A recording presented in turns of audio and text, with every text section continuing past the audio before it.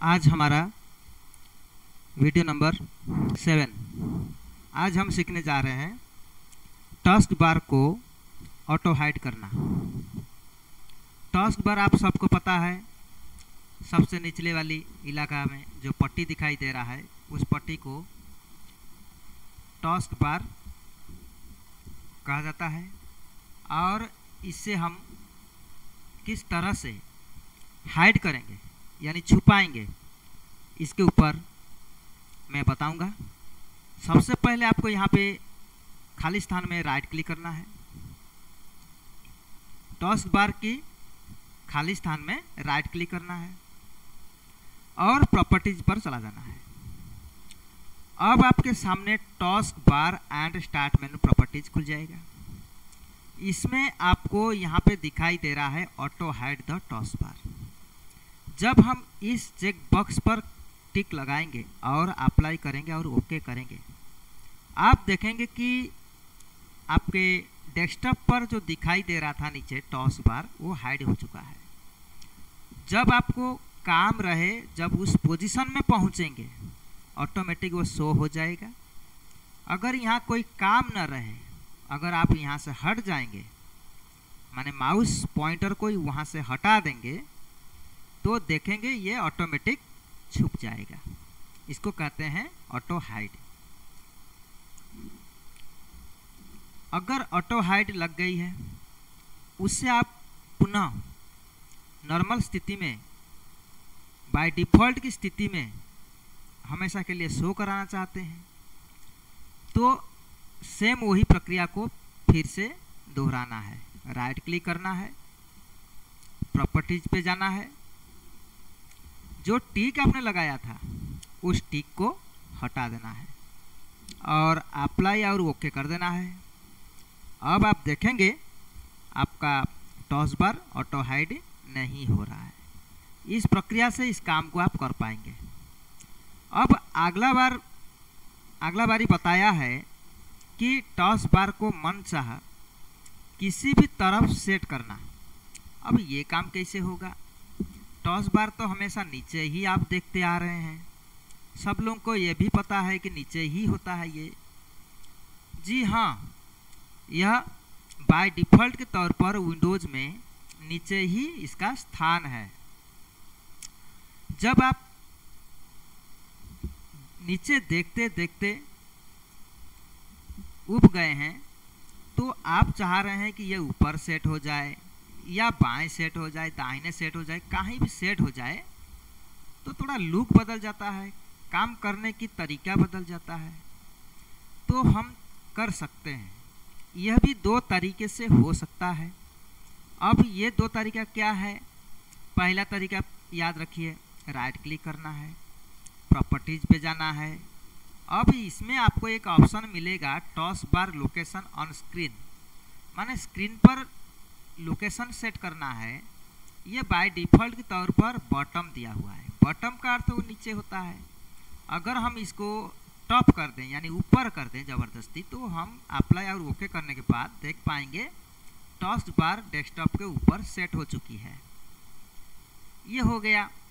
अगर आप इसको बाएं या दाएं रखना चाहते हैं, तो दाहिने रखने के लिए यहाँ राइट करना पड़ेगा।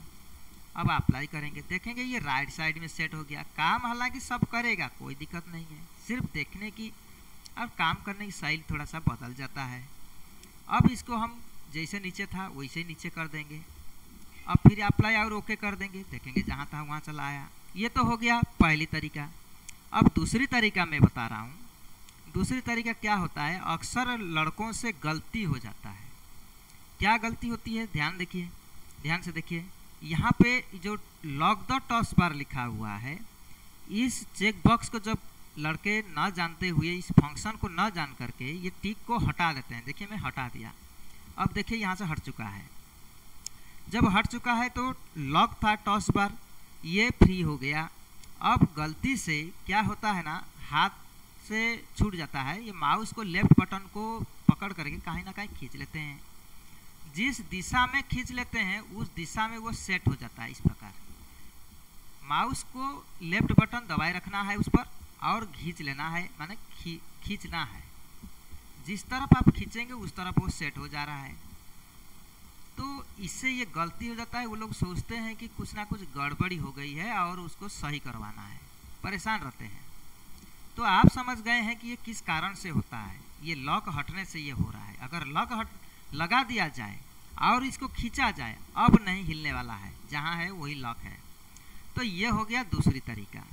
अब आगे देखते हैं क्या है। आगे बताया है कि कंप्यूटर डेट तथा टाइम को सेट करना। कंप्यूटर में डेट और टाइम को सेट करने के लिए आपको दो तरीके से ये भी होता है।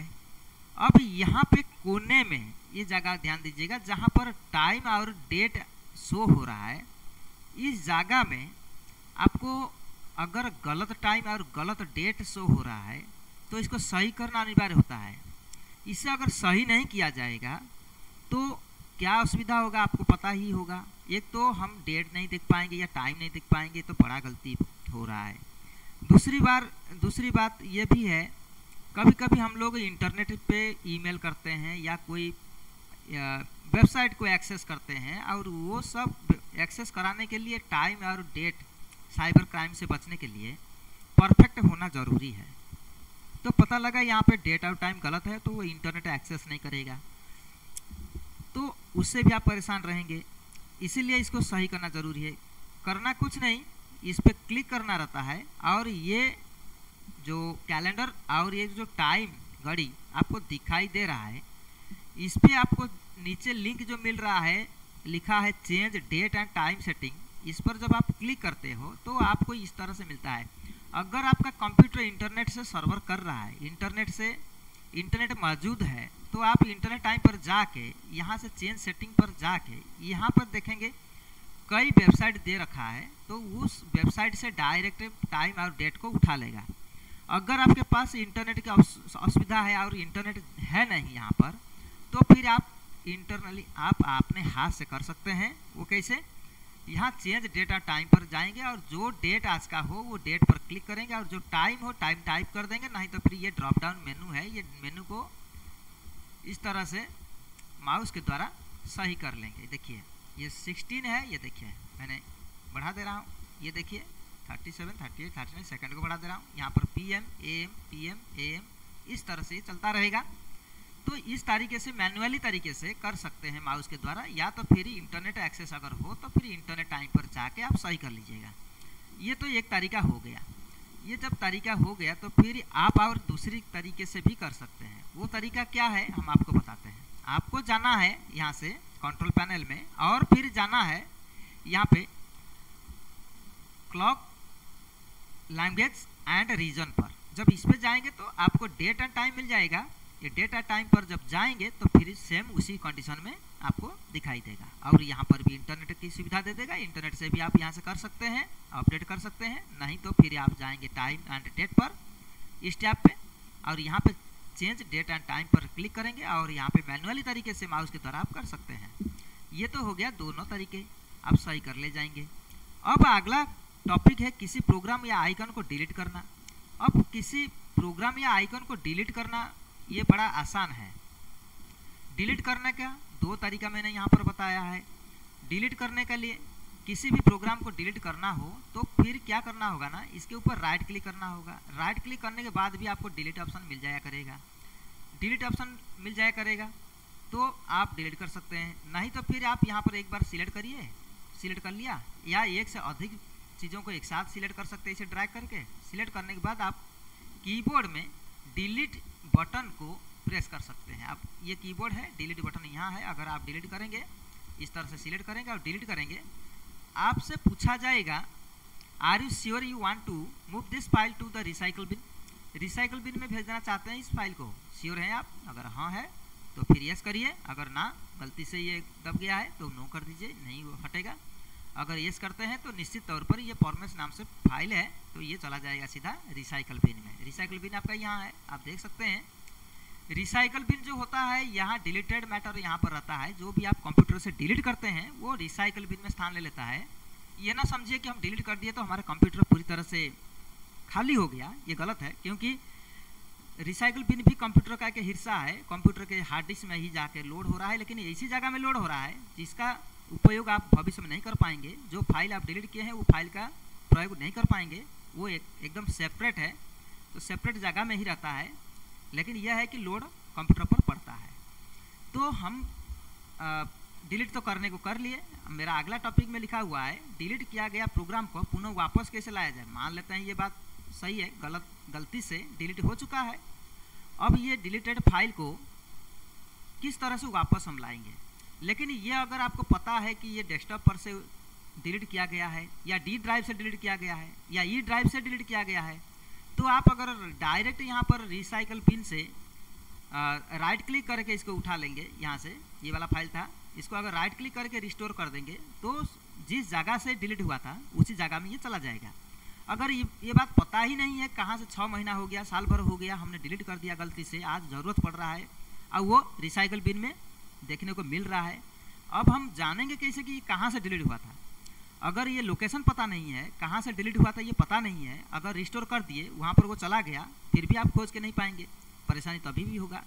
तो उससे हम एक सुझाव देंगे, तो आप डायरेक्ट यहाँ पर रिसाइकल बिन में जाके डायरेक्ट यहाँ पे रिस्टोर ना करिए, करेंगे प्रॉपर्टीज पर क्लिक। अब हम इसका ओरिजिन पर ध्यान देंगे, ये कहाँ से डिलीट हुआ है। ओरिजिन बताएगा ये कहाँ से डिलीट हुआ है, ये पता लगा डेस्कटॉप पर डिलीट हुआ है। तो डेस्कटॉप पर जैसे रिस्टोर करेंगे, हम इधर उधर नहीं खोजेंगे, देखिए यहाँ से हट गया, हम इधर उधर नहीं खोजेंगे, सीधा डेस्कटॉप पर खोज लेंगे, हमें ये प्राप्त हो जाएगा। तो इससे आपको क्या समझ में आया कि ओरिजिन को देखना बहुत ज़रूरी होता है। इससे हमें पता चल जाता है कि फाइल कहाँ से डिलीट हुई है। अगर हमें पता नहीं है फाइल कहाँ से डिलीट हुई है, अगर डायरेक्ट रिस्टोर कर दिए तो वो फाइल उस लोकेशन में पहुंच जाएगा जहाँ से वो डिलीट हुआ था, और आपको पता ही नहीं है तो आप खोजते रहिए, तो इससे परेशानी होगी। उसे बचने के लिए आपको प्रॉपर्टीज में जाना होगा और इसके बाद ओरिजिन को देखना होगा, तब आप श्योर हो जाएंगे किस जगह से ये डिलीट हुआ है। तब रिस्टोर करेंगे तो उस जगह में आप जाके देख सकते हैं, आपका फाइल मिल जाया करेगा। ये तो हो गया डिलीट करने की तरीका। और इसके बाद और एक टॉपिक बताया गया है कि किसी प्रोग्राम को परमानेंट डिलीट करना है, वो कैसे, चलिए देखते हैं। परमानेंट डिलीट करने का अर्थ होता है कि ये रिसाइकल बिन में नहीं जाएगा, बाईपास हो जाएगा। रिसाइकल बिन में नहीं जाएगा, ये बाईपास हो जाएगा। अब ये फाइल को आप रिटर्न नहीं ला सकते। अगर रिटर्न लाना होगा, इसके लिए बहुत बड़ी प्रक्रिया है, वो प्रक्रिया आप कर भी नहीं पाएंगे, ना ही हम इस छोटी सी क्लास में आपको बता पाएंगे।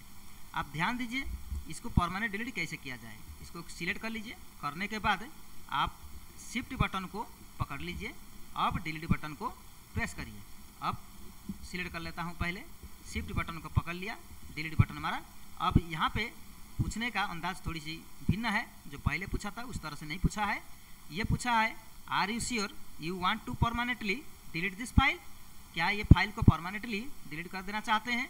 अगर हाँ तो यस करिए, अगर नो नो करिए। हम अभी नो कर देता हूँ, क्योंकि ये फाइल है क्या हम पहले देख लेता हूँ, तब डिलीट करूँगा। तो ओपन करता हूँ, ये फाइल में है क्या चीज़ पहले देख लेते हैं, खुल जाने दीजिए। इस तरह से आप भी डिलीट करने के पहले श्योर हो जाएंगे ये फाइल कहीं काम का तो नहीं है। अगर काम का है तो डिलीट कर दीजिए। ये फॉर्मेस का काफ़ी छोटा बचपन में फ़ोटो है, तो चलिए मैं डिलीट कर देता हूँ, इतनी ज़रूरी नहीं है। तो हम यहाँ पर सिलेक्ट किया पहले, इसके बाद शिफ्ट बटन को प्रेस किया और डिलीट बटन दबाया। अगर हाँ कह दिया, अब देखेंगे फॉर्मेस नाम के फाइल रिसाइकल बिन में खोजेंगे, नहीं है, जबकि यहाँ पर आता वो है नहीं। तो इससे हमें पता चल गया कि परमानेंटली डिलीट करने के लिए कर सकते हैं, लेकिन रिसाइकल बिन में नहीं जाएगा, ये बाईपास हो जाएगा।